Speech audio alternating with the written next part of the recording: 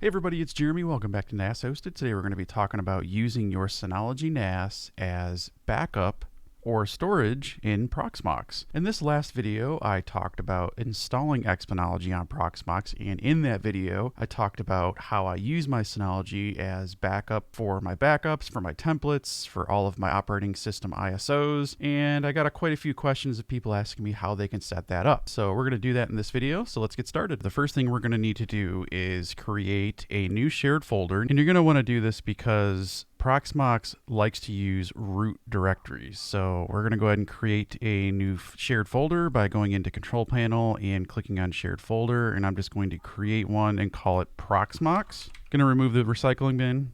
Not going to encrypt it. Not going to check anything here. And we're going to click Apply. So this is going to go ahead and set up the shared folder for our Proxmox use. And we're going to make sure you want to give the user access to it. So read and write access is going to be needed for this user through Proxmox. And you'll see that here in just a minute. Okay, now that that is set up, let's go into Proxmox and into our data center. Make sure we collapse all of our, or uncollapse, I should say. Open everything up here. And in data center, you're going to click on storage. So make sure you have data center on the left bracket side over here highlighted, and then click on storage. And we're going to go ahead and add a CIFS, which stands for Common Internet File System, which is basically a network file system and allows you to share files and folders over the network. So let's click that. We'll call this Syno. Since I already have one called Synology, I'm just going to add another one of my Synologies, and I'm going to show you how to do that here by just renaming it differently.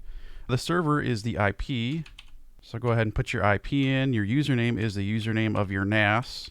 You want to make sure this is one that has access to the folder that you just created, and the password. And then once you click this little drop down, it will scan for the folders, and you want to make sure you select the Proxmox share folder that we just created. This is the part that is kind of confusing to people. The content is, do you want ISO images? Do you want container templates, VZ dump? This is where it'll give you access so you can save your backups. So I do all of it but snippets, and this pretty much covers everything. When you go to click add, you may run into this error here. This is an issue that I really had to dig and find out what it was. So I think this is the biggest plus of this video, and this is the biggest golden nugget that people are going to get out of this video right here, is how to fix this issue. And I'm going to show you how to do that right now. So let's go ahead and click OK. We'll go back into our NAS. In File Services, in Control Panel and File Services, you're going to have to go under SMB and then click Advanced Settings.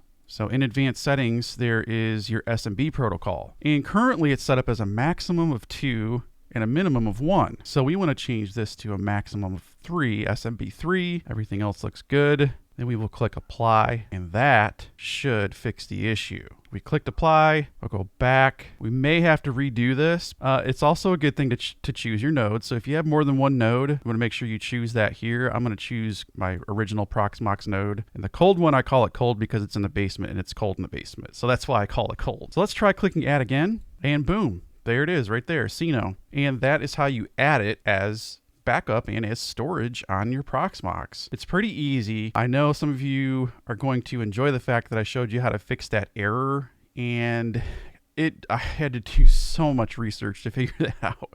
And I'm hoping this video helps people understand that, I just saved you guys a ton of time on fixing that. So there's that. It was just such a pain in the butt for me to figure that out. But you know what? It is what it is. We got it done. You won't have to deal with that issue like I did. Okay, so we created the storage in our Proxmox in the Proxmox node. I know that can be kind of confusing, but that's the node that we chose right there, and we called it Syno. In here, if you have this highlighted, you select this, you can upload ISO files, which are your operating system. So I'm going to go ahead and do that as an example. I'll upload Ubuntu 20.04, and we'll click upload. The cool thing about this also is you can use your Synologies as disk space for your VM. Say if I was to boot up this Ubuntu VM, I can use my storage from my Synology as hard disks. So that is really cool. Now that that's done, you can see that it is in our Syno storage right here. Under ISO images, we're going to go ahead and spin up a new VM with Ubuntu, the one that we just uploaded. Click create, and we're on the Proxmox node. It's going to give it an ID based on the IDs you already have. It'll just go in numerical order, and we'll call it Ubuntu. And we'll select the OS. From our Synology storage that we just created, we uploaded our Ubuntu ISO, so you want to make sure you select that. Then everything else will be the same here, just leave it alone, go to System. Usually everything here I leave alone. For hard disk though, I usually change to SATA. And we're also creating disks. Not only are we pulling the image from our Synology storage, we're also using Synology storage to create a disk. So I'm a tinkerer, as most of you know, and I'm going to assign this 100 gigabyte disk to start off with. And the beauty of this is when you create this, you get it all set up and running. All you have to do is create snapshots and you can create backups. So if you do a lot of tinkering with Docker and stuff like that, you don't have to worry about it. In my next video, I'm going to be showing you guys how to do automatic backups. It is great.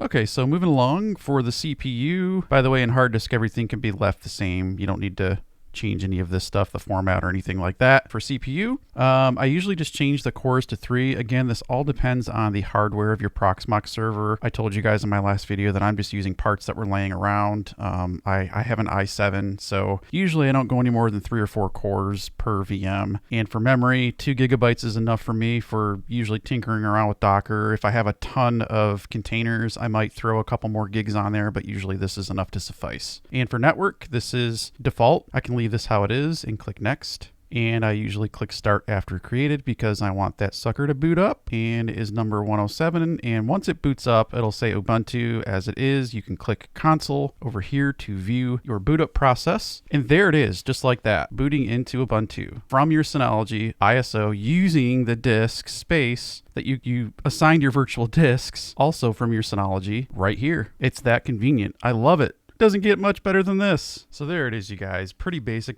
pretty simple. I showed you guys how to add your Synology as storage on your Proxmox. You can also use it as hard disks, and also you can create snapshots and backups. It's good to have that redundancy. So if you're a tinkerer like I am, and say you boot up a VM and something goes wrong, you can all you have to do is just click that backup button, pull it from your Synology where your storage is, and boom, you're good to go. So hope that helps you guys out. And that little error that we discussed earlier when adding it as storage, that took me forever to figure out. I can't tell you guys enough how painful that was to figure out, but I got it done, got it figured out. Hope you guys enjoyed. Be sure to click that little bell icon so you guys know when I drop videos. I already have another one in the works, which should be dropping in a couple days here. So hey, give me a thumbs up, comment. If you have any comments or questions about this, feel free to let me know in the comments below. And thanks for watching. I'll see you guys very soon.